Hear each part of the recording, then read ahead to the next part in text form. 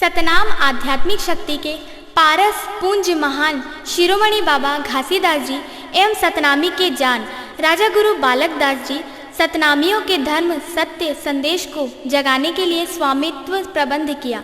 अनेकताओं पर एकता, अशांति पर शांति, अनैतिक पर नैतिक उज्जवल झंडा फहराया।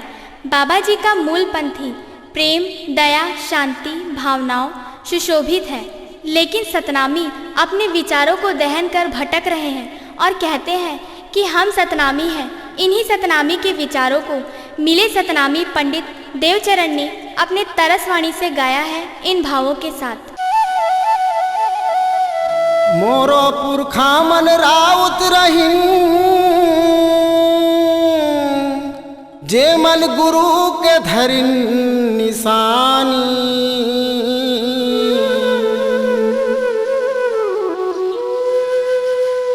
असल सतनामी होके तुमन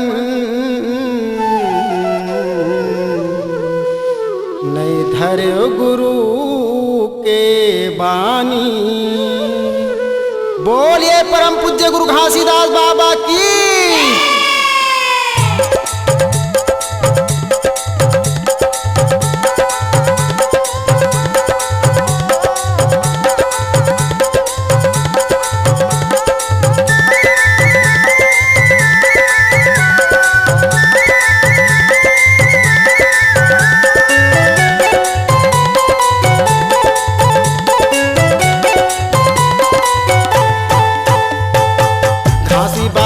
मीठी बानी नहीं धरन सतनामी, गुरु बालक दास के बानी नहीं रखे वो सतनामी।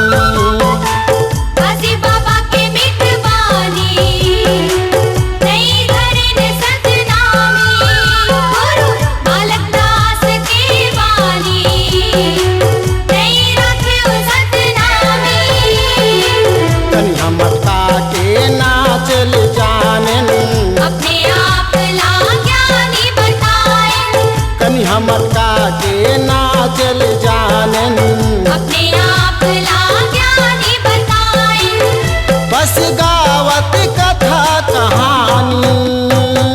घासी बाबा के मिठ बानी नहीं धरे सतनामी, गुरु बालक दास के बानी नहीं रखे वो सतनामी।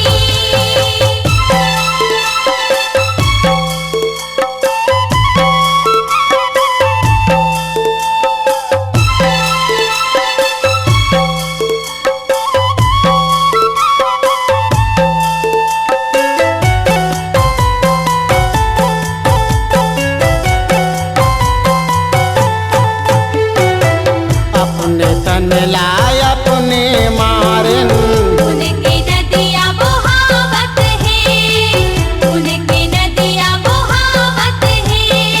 क्रोध के आगी मतन हाजरत है, सुख की निदियाँ सिरावत है, सुख की निदियाँ सिरावत है।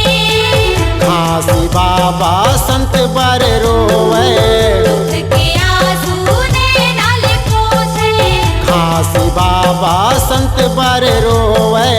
दुख के आंसू नैनाल पोंछे, पर समझ न पाए सतनामी। घासी बाबा के मिठ बानी नहीं धरे सतनामी, गुरु बालक दास के बानी नहीं रखे वो सतनामी।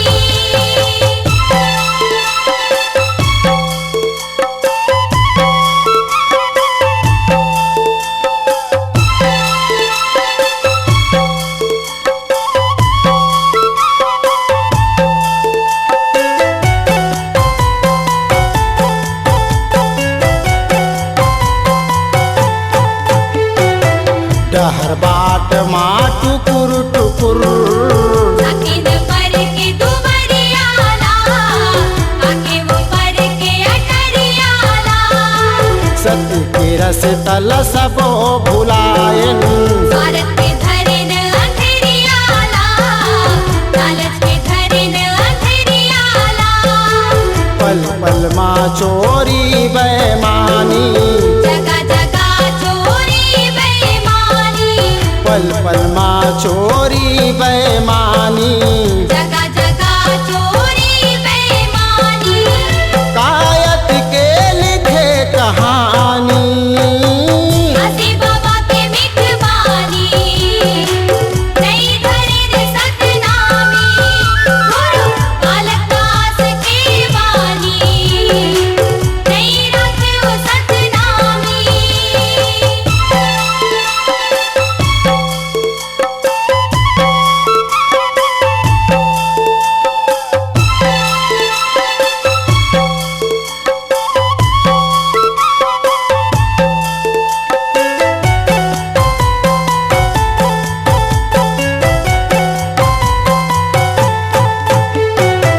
कैसे हो ही जग उजियारा, सुता के दिया बुझावत है, सुमत पे धन लुटावत है, सबके मनैया सतनामीला।